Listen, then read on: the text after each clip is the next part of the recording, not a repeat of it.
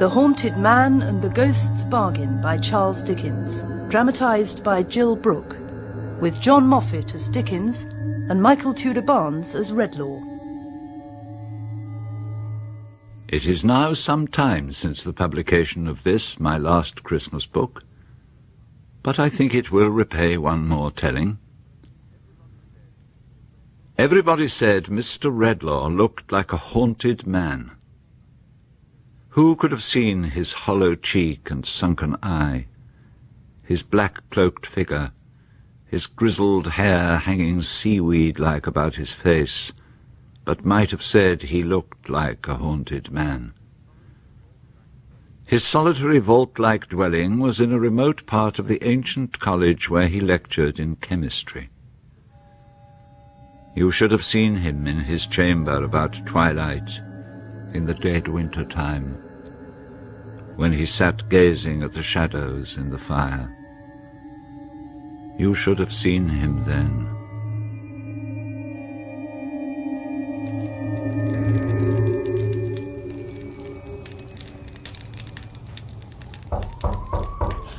Who's that? Come in. William Swidger, sir. Come to light your lamp and set the table. I'm humbly fearful, Mr. Redlaw, that your supper's a good bit past the time tonight, sir. But my wife has been taken off her legs so often by the wind that it's a mercy she got home at all. Yes. That's what I always say myself, sir. Such as many of us Swidgers. Pepper. Why, there's my father, Philip Swidger, superannuated caretaker of this institution. 87 years old, he's a Swidger. Spoon. True, William. And then you come to his successor as caretaker, my unworthy self, Salt.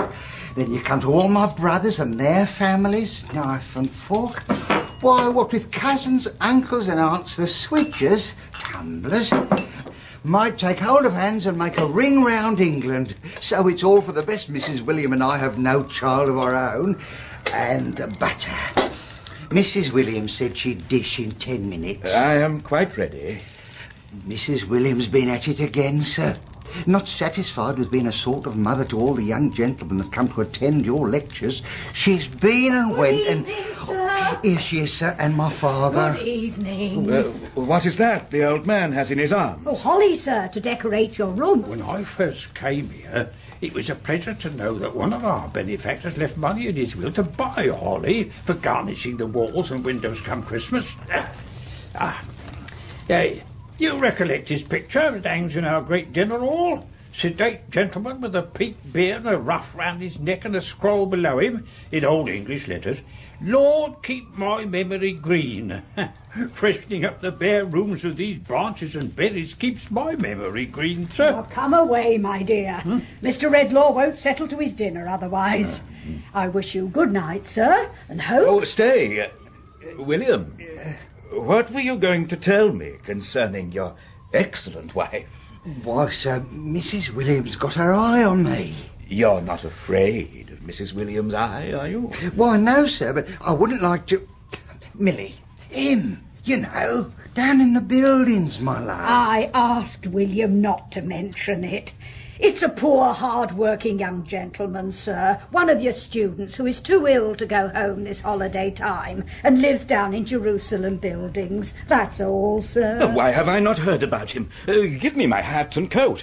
What house? What number? If he's one of my students, I must help him. Oh, you mustn't go there, sir. It couldn't be thought of. Why not? Well, sir, the young gentleman would never have made his situation known to one of his own sex. They all confide in Mrs. William. They all trust her. There is good sense in what you say, William. So, take him this, Millie. Oh, dear, no, sir. Not money. Couldn't be dreamed of. He said that of all the world he would not receive help from you, though he is a student in your class. I can't tell why, sir, for I know he is lonely and lacking comforts, but he is engaged to be married when he can afford it. How very dark it seems in here. It's turned cold out too. William, my boy, turn up the lamp and rouse the fire. Yes, Father. He was muttering in his sleep yesterday afternoon about some great wrong that could never be forgiven. Not content with being like a mother to him, sir. When she was coming home tonight, Mrs. William goes and finds a creature more like a wild beast than a child, shivering upon her doorstep. What does she do but bring it home to dry it and feed it? It's sitting in the old lodge chimney corner, staring at our fire as if its eyes would never shut again. God bless you, Millie. I will consider what I can do to help, but I'll not detain you any longer now. Good night. I thank you, sir. William, you take the lantern, lead the way. I'm forever stumbling down these long, dark passages. Good night, sir. Good night, Mr. Redlaw. Good night, sir. As Redlaw sat musing in his chair alone, he did not notice the healthy holly that withered on the wall and dropped dead branches. The gloom and shadow thickened and slowly formed an awful likeness of himself. The living man and the animated image of himself dead looked upon the other. This was the dread companion of the haunted man. Spirit of myself, why do you come to haunt me like this? I come when you called me. I am the one miserably poor and neglected in his youth, who studied and strove and suffered that he might gain knowledge. Remember, I too am that man. A stranger took my father's place when I was a child, and my parents cast their offspring loose early, as birds do. In this struggle upward, I found a friend, Longford. Though he had money and I none, we worked together side by side, and I bestowed all my affection and trust on him. Not all. I also had a sister. Did Longford love my sister as she loved him? I think he did once. Let me forget it. At that time, a pretty young girl entered my life too, and a dream of love arose in my own heart as well as in my sister's, though I was still too poor to think of marriage. But as I strove to climb the ladder of success, what visions of the future did I see? I saw them again in the fire. Pictures that were delusions. For my rich friend came between me and my dear love and won her for himself. My sister's frail universe was shattered by Longford's betrayal. She lived to see my ambition rewarded, but then died, gentle as ever, and concerned only for me, her brother, and my loss. Early unhappiness, a wound from someone I trusted, and a loss that nothing can replace live longer in the mind than dreams. Thus memory is a curse, and if I could forget my sorrow and my wrong, I would. If I could forget, I would. My life is darkened by that incessant whisper. Then hear what I offer. Forget the sorrow, wrong, and trouble you have known. I have the power to cancel their remembrance, to leave only faint traces that will soon die out. If I agree to this, what else shall I lose? No results of study. Only the feelings and associations nourished by your banished recollections. Decide before the opportunity is lost. One moment. I call heaven to witness that I have never hated anyone. If I have made too much of all that might have been and too little of what is, the evil has fallen on me and not on others. Yes, I will close the bargain. I will forget my sorrow, wrong, and trouble. Then it is done. But remember, the gift that I have given, you shall give again. Go where you will. You shall destroy the power of memory in all whom you approach. Destroy the power of memory. With a terrible smile upon its face, the phantom melted before him and was gone. As his memories slowly began to fade, Redlaw was still conscious of the science that he taught. In the material world, no atom can be spared without a blank being made in the great universe. Were not good and evil, happiness and sorrow, all necessary in the memories of men? Once deprived of kindly recollection, how would the balance of people's lives be changed? Would their hearts not harden, and their souls give way to irritation and despair? His thoughts were broken by a shrill cry far off in the wind. Where are you? Hello? Where are you? What is it? Come to the light. As Redlaw raised the lamp and tried to pierce the gloom, something rushed past him into the room like a wildcat and crouched down in a corner. A bundle of tatters held together by a hand. A baby savage. I'll bite if you hit me. Who are you? What do you want? Where's the woman? I want to find the woman what brought me here and set me by the fire. She was gone so long I went to look for her and lost myself. I don't want you. I want the woman. Try to run, would you? Let me go. I've done nothing to you. What is your name? Got none. Let me go. I want to go back to the woman. Oh, this way. I'll take you. Remember, the gift that I have given, you shall give again, go where you will. I will not go to the lodge tonight. Go straight down this passage and into the yard. You see the fire shining on the window there? Now, be off with you and leave me alone.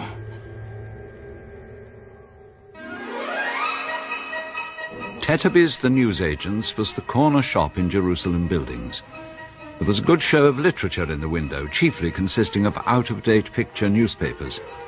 Walking sticks and marbles were included in the stock in trade.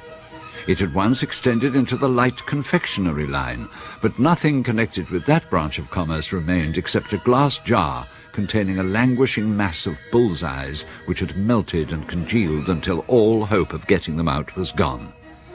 In another jar was a heap of minute wax dolls. Time was when it had put its trust in cheap jewellery, for in one pane of glass there was a card of signet rings and a black talisman of inscrutable purpose labelled ninepence. Mr. Adolphus Tetterby sat in a small parlour partitioned off from his small shop by a small screen pasted all over with small scraps of newspapers.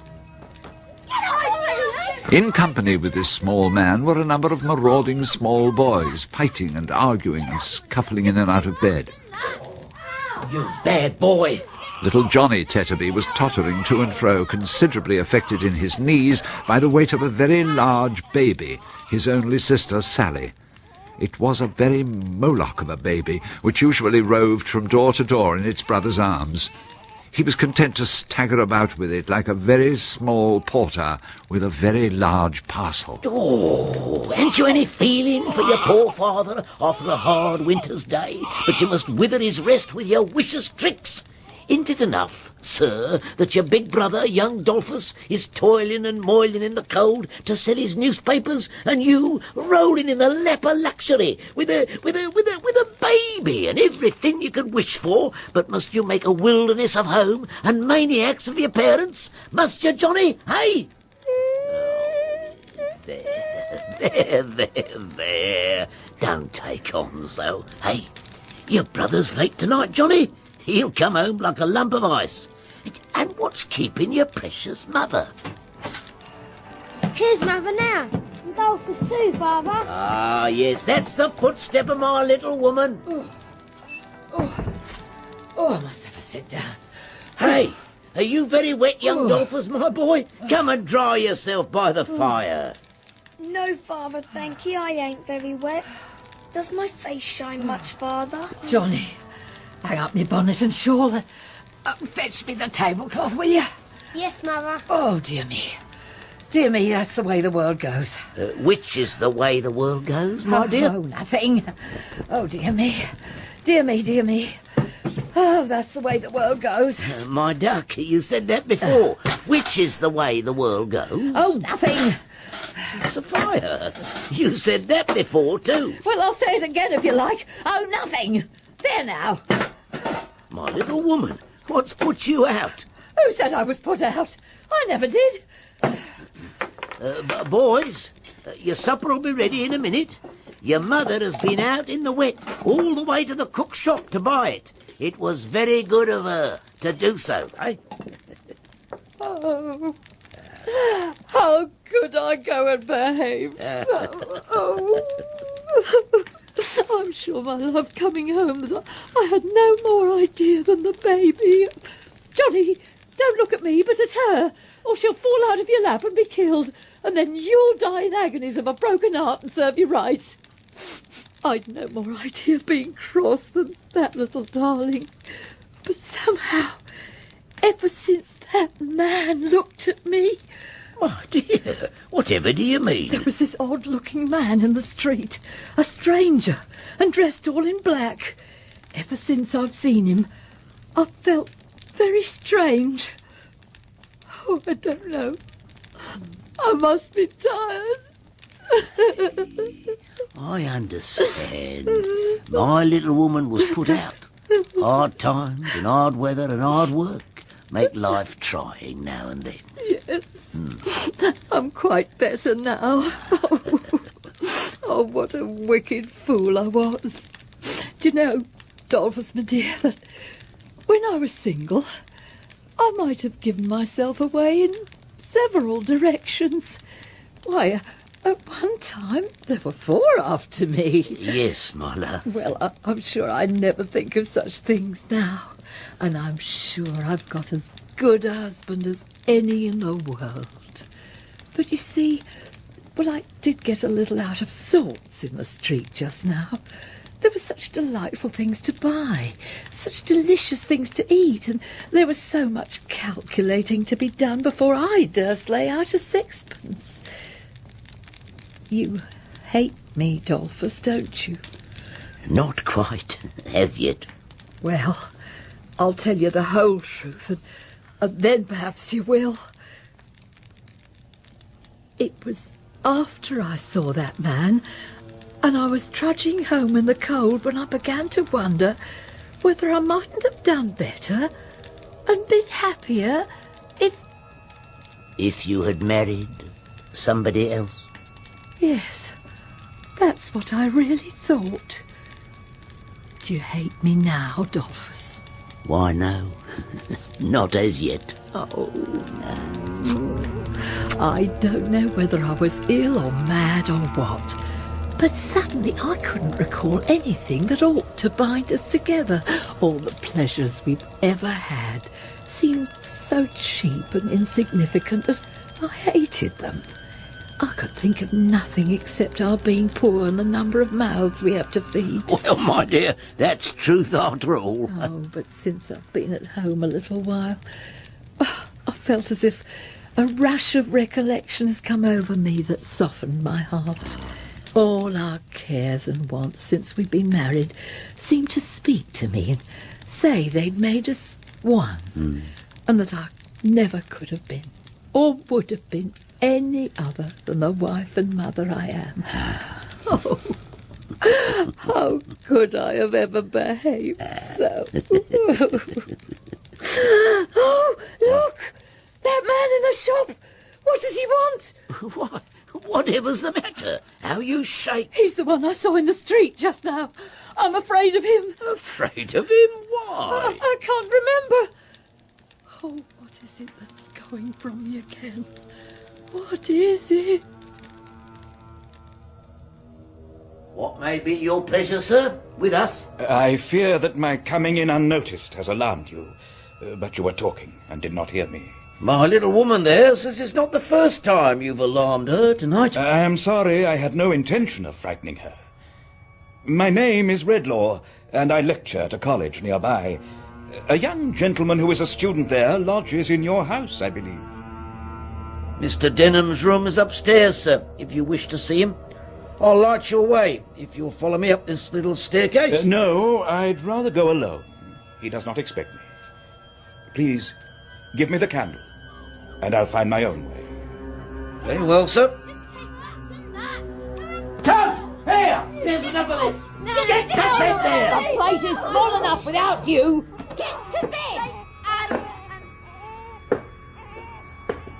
What has upset them? What have I done? Redlaw was beginning to understand enough of what he was and what he made of others to fear contact with his fellow man. Is that you, Millie?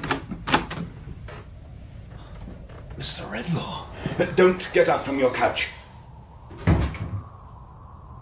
I will sit here, at the door. I heard by accident that one of my class was ill and alone. As luck would have it, I have found him. An attack of fever has weakened me, sir, but I'm greatly better. I cannot say I have been alone in my illness, or I should be forgetting my kind nurse. You were speaking of Millie, the caretaker's wife. Yes, sir. I remember your name, and now I recollect your face, though we have had very little personal communication together. Very little. Why have you tried to keep your situation from me? Mr. Redlaw, I fear you have discovered my secret. But think how innocent I am, except in name and descent of any wrong inflicted on you. Wrong? For heaven's sake, sir, let me return to my old, reserved and distant place among your students. Know me only as Denham, the name I have assumed, and not by that of Longford. Longford? My mother's name, sir. The name she took when she might perhaps have taken one more honoured. My parents' marriage was not a happy one, and from my infancy my mother has spoken of you with honour and respect. It may be presumptuous of me to mention the subject, but since you once felt no common interest in my mother, it may mean something to hear with what affection I have regarded you, and how reluctantly I have kept aloof from your encouragement. Remain where you are. Don't come nearer to me. What have I to do with your distempered dreams? If you want money, here it is.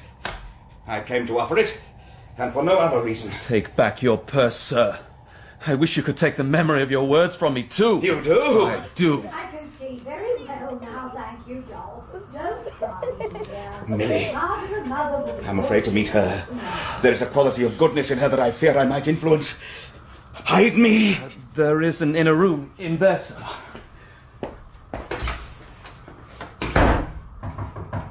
Come in.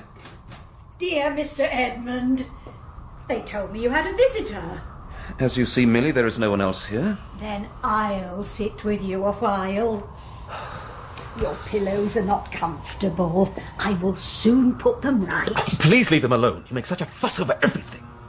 I'm sure health will seem more precious to you after this illness than it has ever been, Mr. Edmund. I've seen you so touched by the kindness of the poor people downstairs. You must have thought that without some trouble and sorrow we should never know half the good there is around us. The people downstairs will be paid for any little extra service they may have rendered me. I can't be made to feel more obliged to them by your exaggerating the case, Millie. I am much obliged to you, too. What more do you want? I have had an indisposition which your solicitude makes a great deal more of than it merits, and now it's over. Would you rather be alone, Mr. Edmund? You don't seem yourself at the moment. There is no reason to detain you. If you should need me, I will come back willingly. But you mustn't be afraid that I shall be troublesome to you. You owe me nothing. Good night, Mr. Edmund. What I have overheard sickens me. Oh, what have you done? What change have you wrought in me? Give me back myself. Give me back myself. I am infected. I am infectious. Where I felt interest, Compassion, sympathy, I'm turning into stone. Selfishness and ingratitude spring up in my footsteps. But I am not sunk so low that I cannot hate the wretches I transform. As Redlaw spoke, the young man caught at his cloak, but he threw him off and struck him before rushing wildly into the cold night air, where the phantom's words loomed in the darkness. The gift that I have given, you shall give again, go where you will. As he was going along, Redlaw recollected that of those with whom he had communicated since the phantom's disappearance, only the boy who had rushed into his room had shown no sign of being changed. He determined to seek out the wild thing, to prove if this were so, and hurriedly directed his steps back to the keeper's lodge. Get up, boy. You have not forgotten me. You let me alone. This is the woman's house, not yours. Where is the woman's husband and the old man? Out. Something's the matter. They were sent for in a hurry and told me to stop here. Come with me, and I'll give you more shillings than you ever saw. Do you know the way back to where you came from? I'm not going to take you there. Let me be, or I'll heap some live coals at you. Listen, boy. You may take me where you please, but take me where the people are very miserable or very wicked. I want to do them good by making them forget, not harm them. Give me some money first. Oh. There. Now come. Redlaw followed the savage creature, who led the way, shifting his money from his hand into his mouth and back again, and stealthily rubbing it bright upon his shreds of clothes.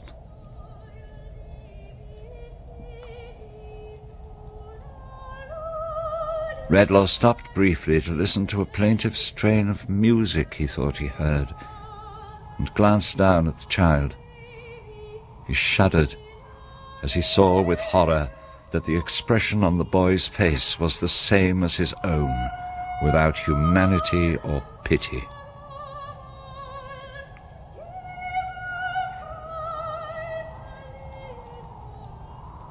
They journeyed on for some time until they arrived at a ruinous collection of houses. The boy touched Redlaw's arm and stopped. He pointed to one house where there were lights in the windows and a dim lantern in the doorway with "Lodgings for Travellers" painted on it. In there! I'll wait outside. Will they let me in? Say you're a doctor. There's plenty ill here. Redlaw saw him trail himself upon the dust and crawl within the shelter of an arch as if he were a rat. He had no pity for the thing, but feared it, and when it looked at him with that frightful likeness of expression on its face, Redlaw hurried into the house as a retreat. He pushed open the yielding door and placed his hand upon the broken stair rail. He passed a man who drew back with much emotion in his manner, and, as if by a sudden impulse, mentioned Redlaw's name aloud. Redlaw had no time to consider, however, for, to his greater amazement, he was greeted by old Philip Swidger. Mr. Redlaw, how like you, sir? You've come after us to render any help you can, but you're too late. Come in, sir. Here's my son William, too. Who is the man on the bed? My eldest son, George. It was more his mother's pride than all the rest. As I entered the house, I saw a man who seemed to know me. Who was he? A gambler and a ne'er-do-well, I'm afraid, sir. Having been wayfaring towards London with my unhappy brother, he come to fetch us. Father? My boy. You spoke just now of my having been my mother's favourite. It's dreadful to think now of what happened long ago. No, it does me good, George. Your mother loved you dearly, and with her last breath said, "Tell him I forgave him, blessed him, and prayed for him." Those were her words to me, and I've never forgotten them, though I'm 87. Do I see a man in a black cloak over there? Why, yes, George. It's Mr. Redlaw. Oh, ask him to come here. My time is very short, but what I can do right, I'll try to do. Mr. Redlaw, there was another man here just now. I saw him downstairs. He's penniless and destitute. Look after him. Lose no time. I know he has it in mind to kill himself. Don't you know him? Don't you remember? No, Then, damn you! To the devil with you! William, come away from here. We'll go home. Are you going to leave your son? That's no son of mine. No such rest as that has any claim on me. My children are pleasant to look at, and they're useful and wait upon me. I've a right to it on 87. You're old enough to get no older. I don't know what good you are. We could have a deal more pleasure without you. The cold eye with which William now regarded his father impressed itself no more on Redlaw's observation. He broke his way from the spot to which he seemed to have been fixed, and ran out of the house. His guide came crawling forth from his refuge, and readily obeyed his instructions to take them back to the college. The chemist made no pause until they reached his chamber, where the boy withdrew behind the table and watched him as he made the door fast. The stillness of the room was broken at last by a knock at the door. It's Lily, sir. Please let me in. What is the matter? My brother-in-law is worse, and his father has turned childish in a moment. William himself is changed. Oh, Mr. Redlaw, help me. I am the last one who can help. George has been muttering in his sleep about a man you saw there, who was your friend once, long ago. Let me out! I want to go back to the woman. Shadow of myself, come back and haunt me day and night. Let me out! Undo what I have done and restore those whom I have cursed. Redlaw, he will kill himself. He was your friend. Let me in. A ghostly silence succeeded to the knocking. In time, the boy fell asleep, and in his chair the chemist sat, like a man turned to stone. He raised his head and saw the phantom standing looking at him. It was not alone, but was that really Milly beside it, smiling down on the sleeping child? Do not bring her here. This is merely a shadow. When morning comes, seek out the reality whose image I present before you. To destroy her peace and make her what I am myself. I have said, seek her out. Nothing more. Can she set right the wrongs I have done? Seek her out. I will obey you. But there is one thing I would ask. Why has this child been proof against my influence? This wretched creature has been abandoned since birth to a worse condition than the beasts, and has received no humanizing touch to make a softening memory of sorrow or wrong spring up in its hardened heart. Woe tenfold to the nation that counts its monsters such as this by hundreds and thousands. He is the perfect example of what you chose to become, and you can banish nothing from his memory. He is the symbol of man's indifference, you of man's presumption. Redlaw stooped beside the boy, and with the compassion he now felt for both of them, covered him up as he slept.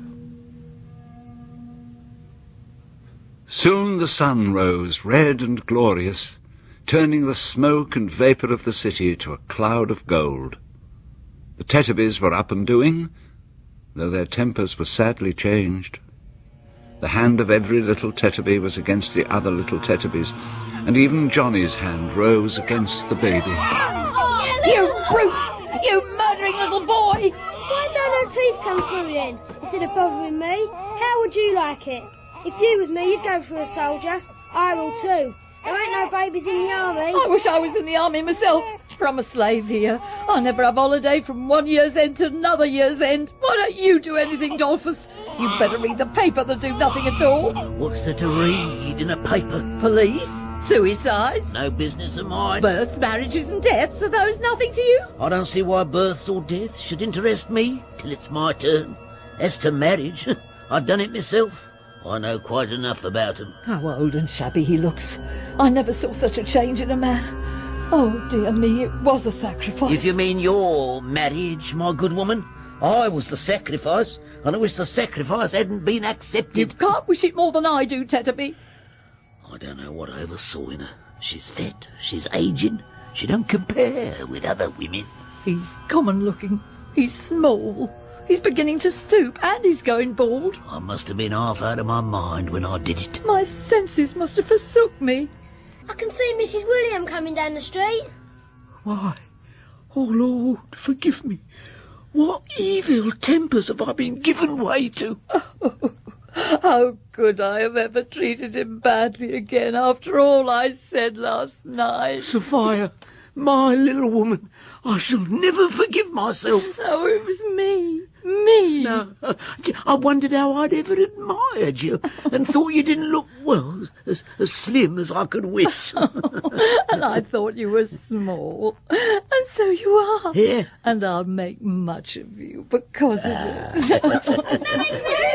Merry Christmas, Mrs. William! Are you all so glad to see me too this bright Christmas morning? We are. Mr. Redlaw came to see me at sunrise and implored me to go with him to the house where William's brother is lying ill. When we went into the room, the sick man sat up in his bed and, bursting into tears, stretched out his arms to me and entreated me to ask his poor old father for his pardon and his blessing. He held my hand until he sank into a doze. All this has made me very happy. Dear, kind nurse, forgive me. I heard the children calling out your name, and suddenly I was myself again.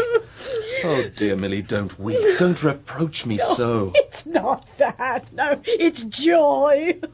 Oh, dear. Now, there is news from home, Mr. Edmund. Johnny, you come along with me. Your not writing when you were very ill created some suspicion of the truth. Your fiancée was unable to rest without satisfying her doubts and came up to town last night. She came directly to the college and I spoke to her before sunrise. Where is she now? Why? She is in my little parlour at the lodge, waiting to see you. Now hurry! When Milly arrived back at the lodge, Mr. Redlaw was already there. Old Philip was sitting sullenly in his chair, coldly watched by William. But as Milly came in, and father and son both turned to look at her, a radiant change came upon their faces, and they threw wide their arms to embrace her. Why, where has my quiet mouse been all this time? But I fancy I've been dreaming. Well, that's what I say myself, Father. I've been in an ugly sort of dream, I think. How are you, Father? Well, it's strong and brave, my boy. Begging your pardon, Mr. Redlaw, but seeing you here on a Christmas morning reminds me of when you were a student. Yes, I recollect you came here one Christmas morning with a young lady. Asking your pardon, but I think it was a sister you was very much attached to. I had a sister. Well, it began to snow, and my wife invited your sister to sit by the fire burning in the great dinner hall. As I was stirring up the blaze for her to warm her feet by, she read the scroll out loud that's underneath the picture, "Lord, keep my memory green." If I should die, she said, may the Lord keep my brother's memory of me green, and not let me be forgotten. You speak to me of what I cannot follow. My memory is gone, and I have lost all that man would remember. Mr. Redlaw, can you remember what I said about someone who was your friend and stood on the verge of destruction? Yes, I remember that. Well, he is the father of Mr. Edmund, the student who has been ill. His real name is Longford. I recollect the name. Did he ever wrong me? Yes. Oh, then it's hopeless. Hopeless. I went back to the house last night alone and thank God managed to trace him. I was not a moment too soon. He's waiting outside, sir. Let me bring him in. Very well. Come in, sir. See how low he's sunk, how lost he is. Do you not think it would move your pity if you could remember all that was connected with him long ago? Seems to me to be a good thing we remember wrong that has been done us, that we may forgive it. Indeed. Pardon me, great heaven, for throwing away thine own high attribute. Perhaps you now see Mr. Longford in a clearer light. I do. He cannot go home. He knows that he could only carry shame and trouble to those he had so cruelly neglected. A little money would enable him to live and try to atone for the wrong he's done his unfortunate wife and son. It shall be done. Tell him that I would forgive him if I were so happy as to know how he wronged me. Come closer, Mr. Longford. You are so generous, Redlaw, that you will try to banish your feeling that the force of retribution has been at work when you look at this decayed wretch standing before you. But I do not try to banish it from myself.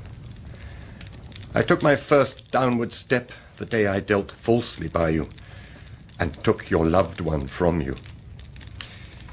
I might have been a different man if I had avoided that first fatal step. Your sister is at rest, and better off than she could have been with me, even if I were the man you once thought me. Without this kind lady's help, I should have made my own grave last night, and I have dared to come here, at her suggestion, to take your bounty, and to thank you for it. I hope my son may deserve your interest for his mother's sake. As he went out, he raised his eyes to Redlaw, who looked him in the face and held out his hand. Longford, returning, touched it with both his own, and slowly left the room. The chemist dropped into a chair, his face in his hands, as Milly knelt down to put some warm clothing on the boy. You know, sir, there's a motherly feeling in Mrs. Williams' breast that must and will out. I wish we had one of our own to love and cherish. She built such hopes on our little dead baby. Oh, I am not unhappy, though I think of it every day. It is a comfort to me. It speaks to me in many ways. It has given me greater sympathy for others' disappointed hopes. When I see a beautiful child, I love it all the better, thinking my child might have been like that, and I am proud and happy. Milly, you are the spirit of goodness and affection, and by your teaching an example of pure, unselfish love, I feel my memory is being restored to me, and I thank God for it. So Redlaw folded Milly to his heart as the student entered, leading by the hand a lovely young girl, and he embraced them too, and entreated them to be his children. Then he laid his hand upon the child, and vowed to protect and teach him. Then he shook old Philip's hand, and said that they would hold a Christmas dinner in the great dinner hall. And it was done.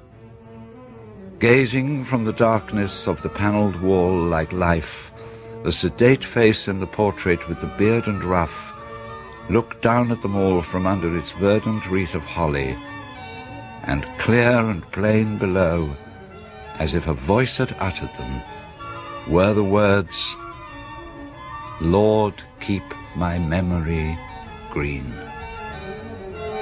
In The Haunted Man and the Ghost's Bargain by Charles Dickens, dramatised for radio by Jill Brooke, Charles Dickens was played by John Moffat, Redlaw Michael Tudor Barnes, and Milly Swidger Dilys Lay, William Swidger Ronald Herdman, Philip Swidger Godfrey Kenton, George Swidger Timothy Carlton, Adolphus Tetterby Timothy Bateson, Sophia Tetterby Maxine Audley, Johnny Tetterby Stuart Heath, Adolphus Tetterby Jr. Winston Ede, the boy Ricky Belsham, and Denham Andrew Winkert.